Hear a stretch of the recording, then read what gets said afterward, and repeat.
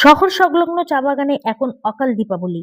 চা পাতা তোলার আগে দীপাবলির মতন ফাটছে আতশবাজি। বিগত বেশ কিছুদিন ধরে এমনই দৃশ্য দেখা যাচ্ছে জলপাইগুড়ির ভান্ডিগুড়ি চা বাগানে।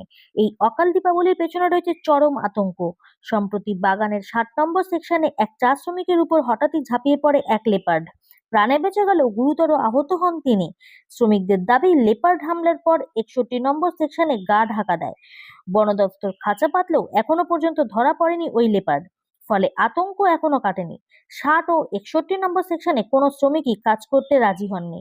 অন্যান্য সেকশনে কাজ শুরু হলেও শ্রমিকরা শুরুতেই বাজি ফাটান, টিন বাজান, চেষ্টা করেন বন্যপ্রাণীকে দূরে রাখার। তবে সমস্যা তৈরি হয় অন্যখানে।